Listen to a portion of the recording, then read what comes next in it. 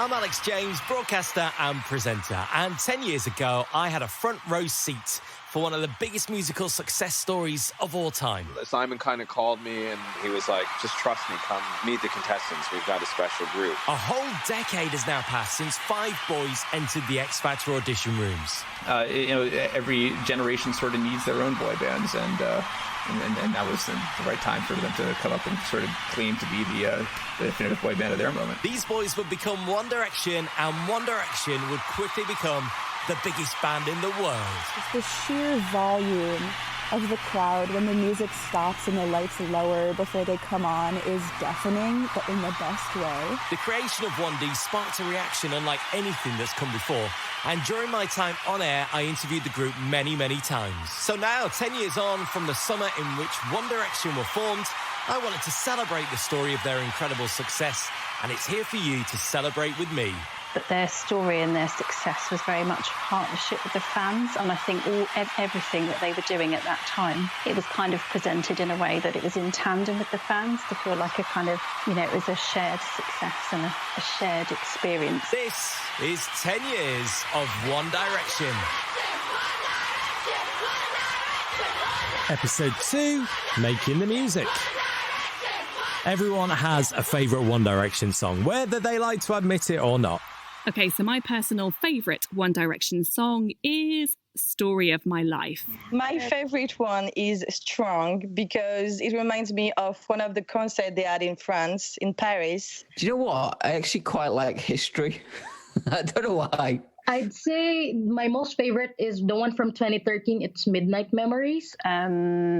History. So I'd probably say Half a Heart. See, everyone's got one, right? It's one thing performing and living in the X Factor bubble for a few months. It's another to get out there into the big bad music world and have to prove yourself. Matt Cardle may have won the competition, the X Factor that is, but as 2011 kicked in, all eyes were on One Direction, and given the buzz that had grown around the boys during their time on the show, it was inevitable that a mega record deal would be handed on a plate. The BBC's entertainment correspondent Colin Patterson was at the X Factor final when the boys finished in 3rd place, and he believes they lost nothing by not winning. In fact, not winning paved the way for bigger and better things. Was it a shock that One Direction didn't win that night? Not really, because historically, X Factor had always been about the solo acts. It had been about the big voices, the Leona Lewises, the Alexandra Burks. This was the 7th X Factor. No group had ever won. That wouldn't happen until the following year when Little Mix won. So, yeah, not that big a shock that a group hadn't won. In fact, when you look at the voting from the final that night, Matt Cardle got twice the votes that One Direction got. It's pretty clear that votes in X Factor finals do not translate into who has the long career. No sooner had we said Happy New Year, then came the news that yes, the Bonanza record contract had been signed, worth a reported £2 million with Simon Cowell's label. And before we could even digest that news, in February came One Direction's first book, Our X Factor Story. And it makes complete sense. Before there's any music, albums or videos, keep the group in the fans' psyche. Keep the hype high. What comes down the line will be worth the wait. And once the X Factor live tour was complete, it was time to get to work, and the pressure was on. There was just this excitement that surrounded them, they surrounded making the music, knowing that the world was sort of waiting for this music to be put out. There was a lot of pressure. I mean, second album especially, there was a lot of pressure. A lot of different opinions from the labels, and, the band obviously had their opinions, and the songwriters and producers, we had to just figure out how to make everyone happy. But it was, it was a learning experience, I think, for all of us to be a part of that. I don't think we could ever repeat that again. So many record labels and stuff would come to me and say, "Oh, we want the song. This could be the next One Direction," and it's always like, "Well, you're never going to get that again." It's something about the chemistry, no matter how good the song is. It was something about that time, that moment, those boys. You can never repeat that. That's Savan Kotecha. He plays a big part in this chapter of One Direction. But we'll come back to him shortly. And I remember the first time I heard What Makes You Beautiful. The radio network that I was working for used to do these big pop concerts every summer. You might have been to one. You buy a ticket and you get to see like 15 of the biggest chart stars in one show. One Direction ended up on those gigs a few times, and Louis, Liam and Niall have all done them as solo artists. So it was the end of July in 2011, and one of those gigs was in Leeds. And there's a lady called Claire. Her job, if you boil it down, is to make sure that the artists she represents get played on the radio. I think she was looking after Alexandra Burt that day, but she told me that she was going to be working with One Direction and she had the first One Direction song in a bag on CD. And we had to play it on my car CD player in the middle of this random field in Leeds. And I remember listening to this song and looking at Claire and just going, this is going to be massive. This is going to be one of the biggest pop songs ever. Savan Kotecha had worked with One Direction as their vocal coach during their time on The X Factor, and he also happens to be one of the world's most prolific songwriters. You might have heard of Katy Perry, Ariana Grande, The Weeknd, Usher, Maroon 5, Britney Spears, the list goes on. It's musical royalty, and Savan has written smash hits for all of them. He's also the man responsible for What Makes You Beautiful. I look back at those like 3 years, especially when I was super involved. It was just a lot of fun. I think I learned a lot about myself, the music business, being a part of a phenomenon like that from the ground up. I took a lot of those lessons I learned into other things I did. The song I'm most proud of, was the first one, is What Makes You Beautiful. The life that it's kind of lived afterwards. That I wrote it for my wife. I wrote it with two of my best friends, so it was also, that's been a special moment. And seeing my kids, I have two boys now, 4 and 7, and they discovered the song on their own, like on YouTube, and how much they love that song. It's always kind of fun to watch them listen to it and sort of dance around. And I just saw, Harry performed it when I saw him in concert, and these girls who are teenagers now in their 20s. Like the reaction that song gets, and having them sing along. And I was walking around the forum just to take it in, and there were girls crying, singing to it, holding it, like arms around each other while they were singing the song. And that fact that it created all these memories for people is a really special feeling, because that's why I got into writing songs in the first place. Special for Savan, super special for the band, and of course the fans too. So it was no surprise when it went straight to #1 in the UK, when it was released in September that year. And hardcore directioners will find the group's music gives them a sense of belonging, and it might have kept them company at some point in their lives. It might have been the soundtrack to heartbreak, exam revision, or an amazing shared experience with friends. There's no rules, just an honest connection, and that's why music in any guise is so amazing. Here's Direction and Margaret from Australia. As they matured and started taking more control over their songwriting and stuff, you can really see how much more depth was being added to each song. And depending on your interpretation of each song, obviously, it means a lot. And also their voices are all so angelic together and alone. Lily in the UK can't even with the amount of amazing songs. The one that sticks out to me the most is probably Over Again, because when I saw One Direction when they did the Take Me Home tour, I remember that song being my favourite at the time, and it just brings back memories to obviously when I was lucky enough to see them. And yeah, that one sticks out to me the most. But I also really like Does He Know, which is from Midnight Memories. It's just really upbeat and catchy. I listened to it once and I already knew all the words. And I really like Where the Broken Hearts Go as well, which is from 4, which is probably one of my favourite albums out of all of them. Either that one or Take Me Home. And DJ from the Philippines. To be honest, before One Direction, I never really was a fan of boy bands. I'm more into rock and punk style. But I think when I got hooked because it was like a serenade in a way. Like, for example, it started with, What Makes You Beautiful. It's basically a lively ballad, and then every teenage girl wants to hear about. And then, I was 11 when it started. So whenever I listen to them, they have good songs like deep down in the albums that people don't normally listen to because, we have the singles, which they only get to hear. But me, I went deep down in the albums, and then I knew there was potential in them. So, what we call those hidden gems, they're not the singles, they're not the ones with the music videos. And for me, track 7 on One Direction's first album, Up All Night, is a song written by Kelly Clarkson. It's called Tell Me a Lie, and it's quite simply a proper good pop tune. And probably should have been a single, but it never was. That's always the way, isn't it? You can find a version of Kelly Clarkson singing it on YouTube. Honestly, both the Kelly version and the 1D versions are equally brilliant. So back to Musicland. In Musicland, each year works in quarters, 3-month sections if you like, and the record labels plan which artists they will release music from in each quarter. Traditionally, quarter 4 is the most crowded and most lucrative part of the year.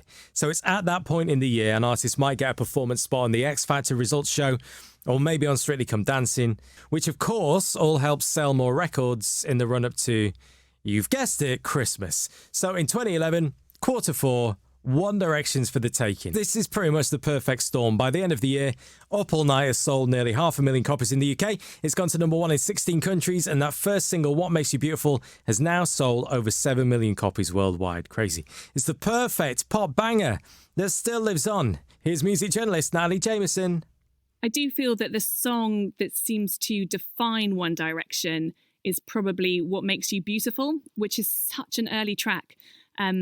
And I know from chatting to Liam Payne more recently, it's one that he's had a few issues with because, you know, he's such a different person now to when that song was written and first performed. And he was finding it quite hard to connect those two feelings because it seemed quite an immature song in some ways, perhaps. But, you know, there's no denying it captured a movement, it captured a feeling, and fans adored that song, and it's so recognisable that it's impossible to not have some kind of connection to it. With the UK now firmly in the palm of the group's hands, attention turned to America, of course.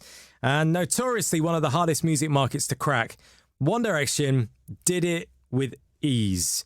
The BBC's entertainment correspondent Colin Patterson explains why.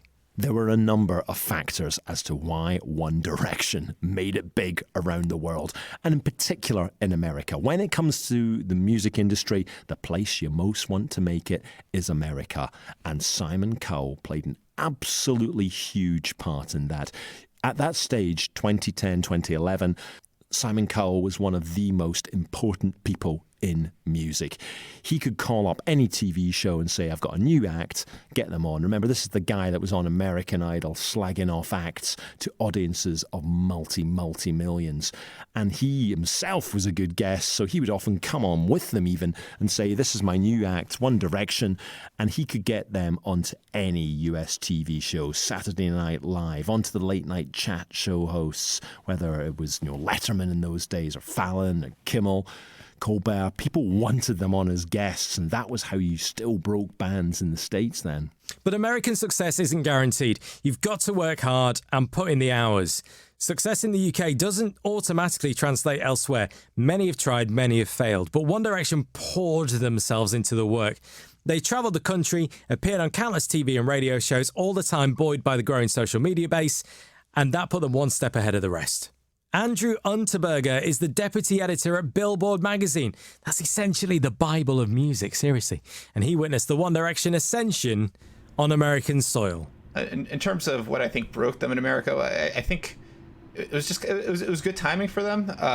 Pop music, after having kind of a, I don't know. I mean, pop music never really goes away, but in the mid to late aughts, you know, the top 40 was very dominated by hip hop and like down tempo hip hop for the most part. You know, stuff like you know, snap music and really heavily auto tuned stuff, and you know, even like the pop leaning rock music was very kind of ponderous and piano driven. A lot of it kind of came from you know, the award shows like American Idol that sort of, you know, it encouraged, you know, a more, you know, overwrought dramatic sort of pop music, and same with TV shows like Grey's Anatomy, like really dramatic medical TV shows that relied on these very, very heavy pop rock songs.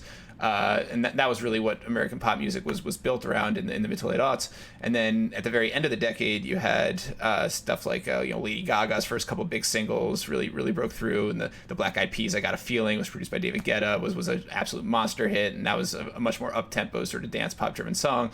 And then in the early aughts, or rather in the early teens, you get you know, you get Kesha, you get you know, the real explosion of Katy Perry's second album, and then you get the EDM movement, which, you know, obviously, you know, ramped everything up and made everything faster and louder and more fun for the most part, and as well as, like, you know, pop leaning rap like Pitbull and LMFAO and again the Black Eyed Peas, who were just everywhere, and so it was kind of from all that One Direction sort of sprung. And even though they weren't EDM based and they weren't dance pop based like most of what was going on the radio at the time. They had that same sort of punch to them. There's the same sort of really, really up tempo, in your face pop music. And like unlike most boy bands from history who were very choreography was like a very big part of their setup, and they were all very all singing, all dancing outfits.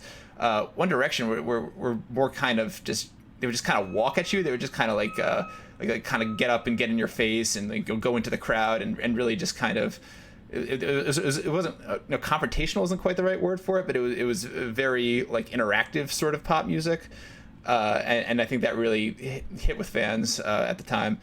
And also just the time was right in terms of boy bands always being cyclical. You see this almost every 10 years in pop music. You saw it in the late 80s and early 90s. You saw it in the late 90s and early aughts. And then you saw it in the early teens with One Direction and The Wanted and Big Time Rush and a lot of other groups that weren't quite as successful. But, every generation sort of needs their own boy bands. And that was the right time for them to come up and sort of claim to be the definitive boy band of their moment. So in music, you can ride high very quickly, but sustaining that wave takes something else. One Direction did graft. They grafted hard for 5 years, 5 albums, the kind of breakneck speed only Rihanna at that point could rival. And when it came to album number 2, the obligatory pop banger, in this case Live While We're Young, was followed by something perceived as a bit more mature. That was Little Things, created with a little help from an artist whose star was on the rise himself. Of course, he became a companion for the group too, and that was Ed Sheeran. And here, evolving the sound of One Direction, it was important for their longevity and continued success. You've got to prove that you're capable of pushing yourselves further than before, that you're not a one-trick pony, and you acknowledge that your audience and your fans are growing too. If you're a fan listening right now, you'll know this, you'll get it. Here's Andrew from Billboard magazine. Their music evolved in a pretty smart way, I think. The interesting thing about One Direction, as I sort of mentioned earlier, was that they never really were rooted in dance pop or EDM, even though that was a dominant sound at the time. And I've interviewed Rami Yacoub, who's one of the songwriters behind What Makes You Beautiful, their first really big hit and probably still their signature hit. And he says that one of the important things about approaching that song and approaching One Direction in general was the idea of counter-programming. The idea that every new generation wants something different than what their older brothers and sisters had when it comes to their pop music. So while everybody else was making EDM and music with David Guetta and Calvin Harris and dance DJs like that, they sort of plotted One Direction, and it also felt natural for One Direction themselves, considering the taste of some of the members, to go in a more rock direction. And you found that from the first couple singles, What Makes You Beautiful, certainly, especially, and even the deeper cuts on Up All Night, their first album. I remember they had a song called I Want, which was never released as a single, and probably very rarely, if ever, played in concert. But it was a very sort of 70s rock throwback kind of song. It had like a little Brian May guitar bends and kind of gang vocals, like a glam rock song. And I was like, oh, this is interesting. This is definitely not something you would expect from a deep cut from like a group of pop stars in the early teens. But that was the direction they ended up kind of going down a little bit further. And their later albums, Midnight Memories, 4 especially, they went in that sort of stadium rock direction. And it actually ended up kind of being a smart thing for them. They didn't have a ton of pop radio success in the US. They only had 2 or 3 songs that really ever caught on top 40 in a big way. But they had a sound that really drove their live show in a smart way and really kind of gave audiences something that they weren't getting from the rest of top 40 at the time. And even though they didn't have the same sort of pop radio, like just massive commitment to their singles the way they did on the first couple, they were still hits because they sold really well. I'm sure in the streaming age they would have streamed really well too. And their albums always did gargantuan numbers. Their live shows always sold out. And they evolved in a way that was kind of impressive, and they started showing a really unique sense of musical literacy in terms of the way they approached rock history and pop history, and they kind of quoted songs in really interesting ways that and like wove Fleetwood Mac influences and Paul Simon influences and Journey influences, and these things kind of found their way into their later albums and made them sound kind of like a stadium rock band, even though they were a pop group that assembled on a reality show, and that really helps those albums, I think, endure in a pretty interesting way. By the time album number 5, Made in the AM, came around, the group were, of course, down a member, but any gap that had been left was filled by an obviously more mature sound that resonated well with fans and critics alike. The bouncy days of What Makes You Beautiful had been left behind, and the boys earned newfound respect from those who'd been a bit snarky about their talent show origins. The album was a commercial success, and in it, you can hear how those individual solo careers that we now know so well were finding their feet.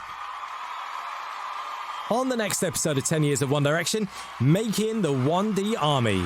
They're a force to be reckoned with, and without them, this story would be very different. Get ready for the fans. It's a family thing. You know, when you fight with your brothers and sisters, but you like them so much. It's the same thing. We fight, but we love each other so much. And we have a common love for those 5 boys. And we just love each other at the end of the day.